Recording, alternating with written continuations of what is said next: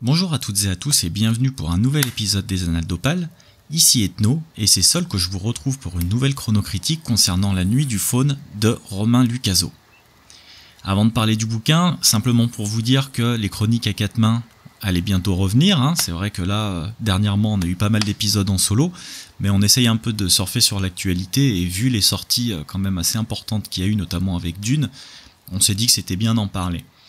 Donc concernant le prochain épisode à quatre mains, ça sera peut-être même d'ailleurs un épisode à six mains, c'est possible, avec une invitée qu'on a déjà reçue en la personne de Merlin. On a trouvé que la formule avait quand même bien marché, on s'était bien entendu, ça avait bien matché tout ça. Donc c'est possible que Merlin nous retrouve sur plusieurs épisodes à venir et qu'à terme, elle soit amenée à participer plus spontanément à nos émissions. Donc voilà, ce serait vraiment bien que ce soit régulier. Donc après c'est selon l'emploi du temps de la dame, bien sûr. Mais quoi qu'il en soit, voilà. En ce moment on a fait pas mal d'épisodes en solo avec Cook, pas mal de chronocritiques, mais étant donné l'actualité foisonnante, on s'est dit que ce serait sympa aussi, notamment avec l'épisode sur Dune, de pouvoir vous en parler aussi. Et puis là, avec La Nuit du Faune, c'est une sortie qui est quand même relativement récente et dont on parle beaucoup quand même dans le milieu de l'imaginaire. Donc avant de commencer ma chronique, je tiens à remercier Gilles Dumais des éditions Albin Michel de m'avoir envoyé le livre, et je le remercie au passage pour ses précieux conseils de lecture. Bon, maintenant on va attaquer directement La Nuit du Faune de Romain Lucazzo, donc un roman qui, je dois dire, a l'air d'avoir quand même plutôt plu dans l'ensemble, mais qui donne à chaque fois un avis quand même assez tranché, et pour cause, c'est quand même un livre assez difficile d'accès, et ça pour plusieurs raisons que j'évoquerai un peu plus tard, puisque pour l'heure, je vais déjà vous parler un petit peu de l'histoire. Astrée est une petite fille, tout du moins en apparence, qui vit au sommet d'une montagne. Elle est entourée de machines ainsi que d'un serviteur robot et passe une bonne partie de son temps à lire. Rien ne semble briser cette routine jusqu'au jour où Polémas, un faune qui est arrivé à braver les périples pour la rejoindre, va lui demander ce qu'il adviendra de son peuple qui est très jeune. Astrée, prenant cette question très à cœur, va embarquer le faune dans une sorte de voyage astral qui les mènera loin. Très loin, en quête d'une réponse pour le faune.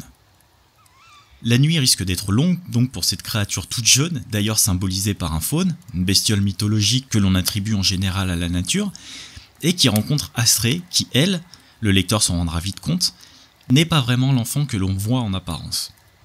En effet, la gamine est une sorte de divinité qui a traversé le temps et l'histoire, et qui se trouve être la dernière de son espèce.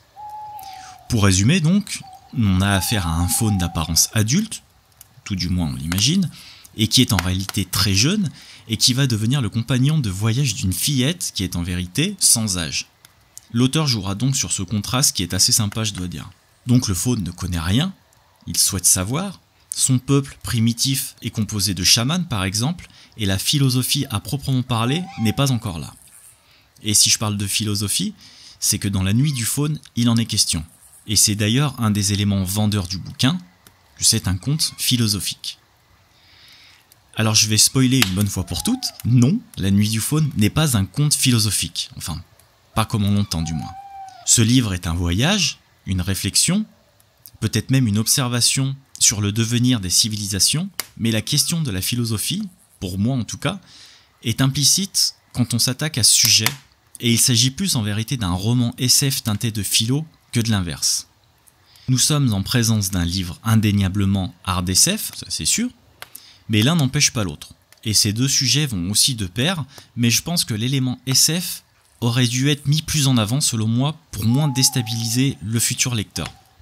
Donc maintenant que le sujet du livre est posé, j'aimerais parler un peu du style de l'auteur qui lui aussi risque de diviser un peu. Non pas parce que Romain Lucazzo est un mauvais écrivain, bien au contraire, Son style peut être très délicat, comme il peut être vachement pédagogue, mais nous avons surtout affaire à un style assez intellectuel, et il est bon de préciser que l'auteur n'est pas un page-turner, comme on dit, dans l'âme, et c'est pas une critique, vraiment pas, simplement, c'est que La Nuit du Faune n'est pas facile d'accès, et il faudra passer et repasser sur certains passages qui méritent une certaine réflexion, et il est fort possible qu'il faille plusieurs lectures afin de cerner la bête. Et là je parle du livre, pas du faune.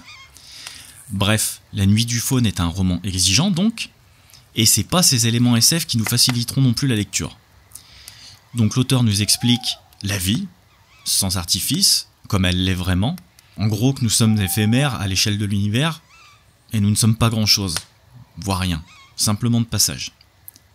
Vous étiez déprimé, et bah voilà, bienvenue sur la chronique. Non, je plaisante à moitié, c'est vrai que c'est un voyage nécessaire autant pour le faune que pour nous que nous puissions nous rendre vraiment compte de l'immensité qui nous entoure. C'est pas un concept simple à visualiser, mais c'est vrai qu'avec ce livre, l'auteur nous aide quand même à imaginer tout ça. Mais ce qui est de plus formidable, selon moi, c'est que Romain Lucazzo nous dit clairement que l'univers n'est pas aussi désert que ce que l'on peut penser. Du coup, le lecteur est plongé dans une sorte de planétopéra grisant à une échelle à littéralement couper le souffle. L'auteur joue aussi avec les objets galactiques et il arrive même à leur trouver, la plupart du temps, une utilité. Et honnêtement, il faut avouer que c'est quand même assez bien trouvé. Donc des civilisations primitives en osmose avec leur environnement jusqu'à la civilisation galactique avancée et armée jusqu'aux dents qui se livre des guerres sans merci, beaucoup de possibilités ont été pensées et développées par l'auteur et il nous livre à chaque fois une réflexion dessus et c'est dans ce sens où le livre peut parfois paraître nous dépasser complètement. Je me suis parfois même demandé en relisant certains passages, « Putain mais Ethno, t'es con ou quoi ?» Alors oui, c'est certainement le cas, hein, ça, y a pas de souci. Mais ce que je veux dire par là, c'est que l'implication du lecteur va vraiment être mise à rude épreuve. Et c'est dans ce sens-là que le livre peut rebuter un certain nombre de lecteurs. Et c'est un peu comme si on m'avait mis moi, hein, titulaire d'un PP CAP de fonderie, dans un cours de philo de niveau master. J'ai vraiment dû m'accrocher sec, vraiment pour le coup, pour arriver à saisir l'essence de certaines réflexions. Mais Romain Lucazzo n'en est pas pédant pour autant. C'est vrai que, parfois, au travers de certains romans, l'auteur arrive à écraser littéralement le lecteur sous une culture étalée comme la dernière cuillère de confiture à la groseille de Belle Maman par exemple, mais non. Ici, l'auteur est bienveillant et il nous partage uniquement le fil de ses réflexions tout en rendant un hommage par-ci par-là aux auteurs qu'il apprécie, tout en restant humble, et c'est quelque chose que j'ai vraiment énormément apprécié. C'est pour ça que je dirais, et que je conseillerais même simplement aux gens qui veulent lire La Nuit du Faune, mais qui ne veulent pas se casser les dents sur le bouquin, de simplement profiter du voyage qui nous est offert, sans prise de tête, et surtout sans cette sensation du syndrome d'infériorité. Parce qu'au final, je pense que ce livre s'adresse à tout le monde, car c'est un peu beaucoup notre histoire qui est relatée ici. Donc pour conclure, et je le répète encore une fois, c'est un roman qui n'est pas facile d'accès. Pour ma part, je trouve qu'il est comme ces choses belles qui nous effraient, parce que c'est exactement ce que j'ai ressenti lors de ma lecture. La sensation de passer à côté de beaucoup de choses que pourtant l'auteur arrive parfaitement à nous expliquer. Mais est-ce que ce livre est fait pour moi ? Concrètement non, je pense pas. J'aime les romans longs, épais, qui rebondissent dans tous les sens, et La Nuit du Faune n'est pas tout à fait ce genre de livre. Même pas du tout. C'est une expérience, un arbre des possibles, un conte sur le passé et le futur des civilisations, et même si cela est très bien fait, je pense que ce livre ne m'est pas destiné, mais en revanche, il m'a tout de même fait passer un excellent moment, puisqu'il nous apporte tout de même un regard sur le sujet, et il nous apprend énormément de choses. Et c'est ça qui m'a vraiment plu. Et je pense qu'il fait partie de ces romans qui ne sont pas assez écrits, c'est-à-dire un livre intelligent, contemplatif, documenté et beau aussi. Parce que bon, il faut le dire, la SF peut être belle. On a tendance à dire et à encenser la fantaisie pour ça, qu'elle peut être sublime ou contemplative, mais il faut le dire quand c'est le cas dans la SF aussi. Et quoi qu'il en soit, le roman trouvera son public, ça j'en suis sûr, et c'est d'ailleurs le cas, mais je peux déjà dire sans me tromper qu'il s'agit sans doute l'une des sorties SF françaises de l'année. Alors encore une fois, c'est un livre qui donne lieu à des avis extrêmement tranchés. On aime ou on n'aime pas, on adore ou on déteste, mais je pense qu'il ne faut pas surtout se laisser impressionner par ce livre. C'est un livre très intelligent, je le répète, mais c'est surtout un voyage. Et je pense que par les temps qui courent, c'est quelque chose de très important. Voilà, c'était mon avis sur La Nuit du Faune de Romain Lucazzo. C'est sorti aux éditions Albin Michel, et je ne peux que vous conseiller, encore une fois, de lire ce livre. Et surtout d'essayer de passer au-dessus de tout ce qui peut se dire, entre guillemets, même si, une critique est une critique. Mais je pense surtout que c'est un roman dont le langage a écrasé le contenu, si vous arrivez à voir ce que je veux dire. Et il faut pas, surtout pas. Surtout ne pas se prendre la tête, parce que ce livre est beau, bien écrit, et je pense qu'il mérite une lecture. Une lecture détachée, peut-être, dans un premier temps, avec peut-être une lecture plus approfondie, qui pour ma part n'arrivera pas, je pense, parce que j'ai su apprécier le premier voyage que j'ai fait avec ce livre.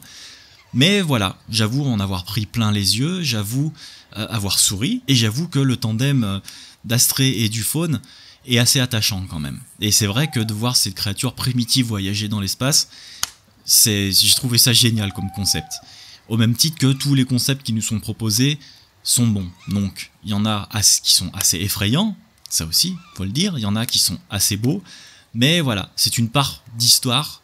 Et c'est quelque chose, surtout, je le répète, de très réfléchi. Donc, voilà, je pense conclure là-dessus, tout simplement. De notre côté, on se retrouve dans 2 semaines avec Cook, peut-être Merlin, je ne sais pas, pour un nouvel épisode un peu plus long, pour une analyse d'un petit bouquin très grand par son aventure. Et d'ici là, lisez bien, lisez beaucoup, et à bientôt. Salut!